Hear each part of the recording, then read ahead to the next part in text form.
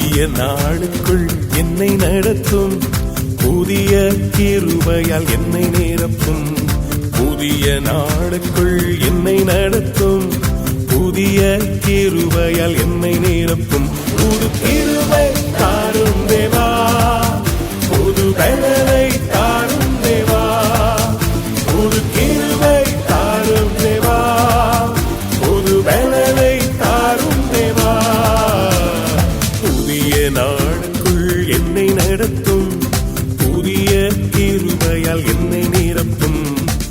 ஆண்டவரும் உலக ரட்சகரும் மீட்பெருமா இருக்கிற இயேசு கிறிஸ்துவின் அற்புத நாமத்தினால் யாவருக்கும் காலை வாழ்த்துக்களை தெரிவித்துக் கொள்கிறோம். இன்றைக்கும் வாழ்வு தரும் முன்னோன் வழியாக உங்களை சந்திப்பதில் மிக்க மகிழ்ச்சி. 8 மாதங்கள் கடந்து 9வது மாதத்தில 2வது நாளிலே கால் எடுத்து வைத்திருக்க தேவன் கிருபை செய்திருக்கிறார்.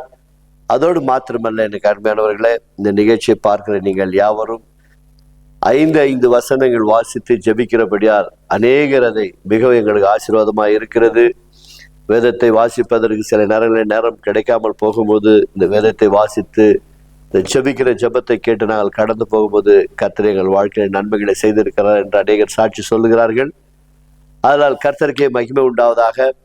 இந்த நிகழ்ச்சியை பார்த்துவிட்டு மற்றவர்களுக்கும் 3 நிமிடம் தான் இந்த நிகழ்ச்சி அனுப்பி வைப்பேன் என்று சொன்னால் அநேகருக்கு அது ஆசீர்வாதமாக இருக்கும். அதனால் இந்த காலவேளையில அப்போஸ்தலர் 15ஆம் அதிகாரத்தில் 6 - 10 முடிய இறைப்பகுதிகளை நாம் வாசிக்க கேட்போம். அப்போஸ்தலரும் மூப்பரும் இந்த காரியத்தை குறித்து ஆலோசனை பண்ணும்படி கூடினார்கள். மிகுந்த தர்க்கம் உண்டான போது பேதுரு எழுந்து அவர்களை நோக்கி, சகோதரரே, நீங்கள் அறிந்திருக்கிறபடி புறஜாதியார் என்னுடைய வாயினாலே சுவிசேஷ வசனத்தை கேட்டு விசுவாசிக்கும்படி தேவன் அநேக நாட்களுக்கு முன்னே உங்களில் ஒருவனாக என்னை தெரிந்து கொண்டார். இருதயங்களை அறிந்திருக்கிற தேவன் நமக்கு பரிசுத்த ஆவியை தந்தருளியது போல அவர்களுக்கும் தந்தருளி அவர்களை குறித்து சாட்சி கொடுத்தார். விசுவாசத்தினாலே அவர்கள் இருதயங்களை அவர் சுத்தமாக்கி நமக்கும் அவர்களுக்கும் யாதொரு வித்தியாசம் இராதபடி செய்தார். இப்படி இருக்க நம்முடைய பிதாக்களும் நம்மாலும் சுமத்தக்கூடாதிருந்த நுகத்தடியை சீஷர் கழுத்தின் மேல் சுமத்துவதினால் நீங்கள் தேவனை சோதிப்பானேன்.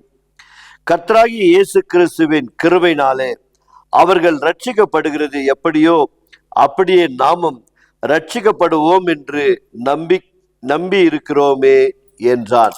செவிப்போமாக. கிருபை உள்ள நல்ல ஆண்டவரே, 8 மாதங்கள் கன்னிமை போல் காத்து இந்த 9வது மாதத்திலே அப்பா உம்முடைய பிள்ளைகளை சந்திக்கவும் உம்முடைய பிள்ளைகளோடு கூட வேத வசனங்களை வாசித்து செபிக்கவும் கர்த்தர் அனுக்கிரகம் செய்தமைக்காய் நன்றி அப்பா. இந்த நிகழ்ச்சியின் வழியாய் வாழ்வு தரும் உணவின் வழியாய் உம்முடைய பிள்ளைகளுக்கு வாழ்வு தரும்படியா நாங்கள் செபிக்கிறோம் அப்பா. ஒவ்வொரு பிள்ளைகளும் கண்ணீரிலும் வேதனையிலும் துயரத்திலும் இருக்குவார் என்று சொன்னால் கர்த்தர் இந்த மாதத்திலே குறிப்பாக இந்த நாளில் ஒரு அற்புதத்தை செய்யும்படியா செபிக்கிறோம். இன்றைக்கு நாங்கள் கேள்விப்படும் போது அநேக இடங்களில் பலவீனப்பட்டு இருக்கிறார்கள் சுவாமி. வியாதினால் விழுந்திருக்கிறார்கள், ஜுரத்தினால் விழுந்திருக்கிறார்கள், இதய வியாதினால், கேன்சர் வியாதினால், கிட்னி வியாதினால், ஆஸ்துமா வியாதினால் பாதிக்கப்பட்டு, முடக்க வியாதினால், மூளைக்கு கோளாறினால், இப்படி பலவிதமான வியாதினால் பாதிக்கப்பட்டு ஒருவேளை இந்த குடும்பங்களில் இந்த நிகழ்ச்சியை பார்க்கிற குடும்பங்களில் யாராவது இருப்பாட்டு சொன்னால் இன்றைக்கு ஒரு அற்புதம் செய்யும்படி அவருடைய கரத்தில் ஒப்பு கொடுக்கிறோம் அப்பா.